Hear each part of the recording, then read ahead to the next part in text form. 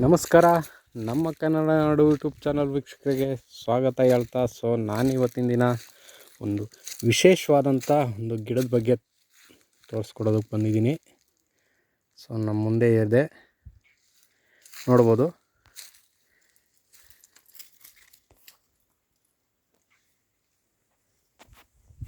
ಇದೆಲ್ಲ ಒಂದು ಕಡ್ಡಿ, ಒಂದೇ ಒಂದು ಸಣ್ಣ ಗಿಡ ಇದು.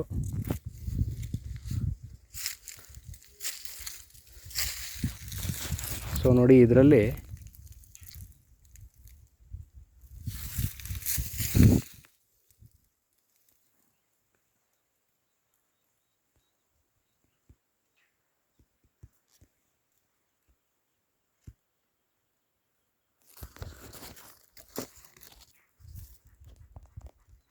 ನೋಡಿ, ಇದು ಇದೆಯಲ್ಲ,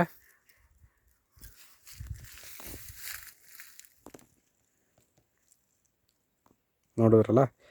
ಇದು ಸಾಂಬ್ರಾಣಿ ಅಂತ. ಈ ಮರದ ಹೆಸರು ಬಂದು ಧೂಪದ ಮರ ಅಂತಾರೆ ನಮ್ಮ ಆಡು ಭಾಷೆನಲ್ಲಿ.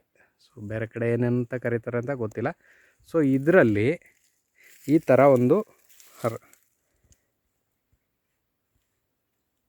ಥರ ಒಂದು ಗಮ್ಮು ಹೊರಗಡೆ ಬರುತ್ತೆ. ಇದು ಎಷ್ಟು ಸುಗಂಧ ಇರುತ್ತೆ ಅಂದರೆ, ನಾವು ಈಗಲೇ ಮೂಸಿದ್ರೆ ಎಷ್ಟು ಚಂದ ವಾಸನೆ ಬರುತ್ತೆ ಅಂದರೆ. ಈ ಒಂದು ಗಮ್ಮನ್ನು ಈ ಸಾಂಬ್ರಾಣಿಗಳಲ್ಲಿ ನಾವು ಗಂಧಿಗೆ ಅಂಗಡಿಯಲ್ಲಿ ತೊಗೊಳ್ತೀವಲ್ಲ, ಅದು ಪ್ಯೂರ್ ಅಲ್ಲ. ಇದ್ರ ಜೊತೆ ಅದನ್ನು ಮಿಕ್ಸ್ ಮಾಡಿರ್ತಾರೆ, ಯಾಕಂದರೆ ಇವತ್ತು ಪ್ಯೂರ್ ಸಿಗೋದಿಲ್ಲ. ಪ್ಯೂರ್ ಜೊತೆ ಇದನ್ನು ಮಿಕ್ಸ್ ಮಾಡಿ ಬೇರೆ ಬೇರೆ ಏನೋ ಮಾಡಿರ್ತಾರೆ. ನೋಡಿ, ಇದು ಪ್ಯೂರ್ ಸಾಂಬ್ರಾಣಿ. ಈ ಒಂದು ಮರದಲ್ಲಿ ಸಿಗ್ತಕ್ಕಂಥ ಸಾಂಬ್ರಾಣಿ, ಇದು ಸಾಂಬ್ರಾಣಿ ಮರ ಅಂತಲೂ ಕರೀತಾರೆ, ಹಾಗೆ ಧೂಪದ ಮರ ಅಂತಲೂ ಕರೀತಾರೆ. ಇದನ್ನು ದೇವರು ಅಂತಲೇ ಸಹ ಪೂಜಿಸ್ತಾರೆ.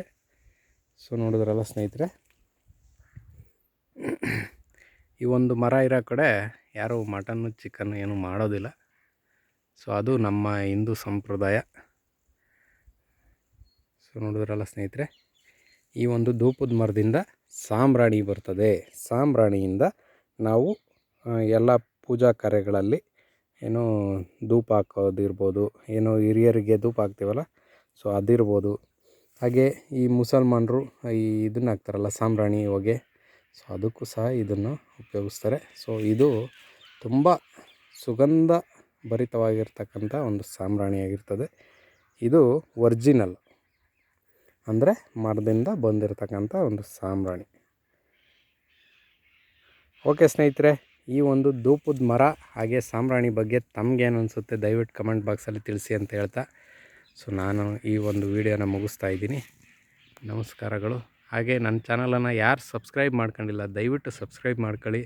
ಹಾಗೆ ಪಕ್ಕದಲ್ಲಿರ್ತಕ್ಕಂಥ ಒಂದು ಗಂಟೆ ಮಾರ್ಕನ್ನು ಒತ್ತಿ ಹೊಸ ವೀಡಿಯೋಗಳನ್ನ ನೋಡೋದಕ್ಕೆ ಅನುಕೂಲ ಆಗುತ್ತೆ ಅಂತ ಹೇಳ್ತಾ ನಾನು ವಿಡಿಯೋನ ಮುಗಿಸ್ತಾ ಇದ್ದೀನಿ. ಧನ್ಯವಾದಗಳು.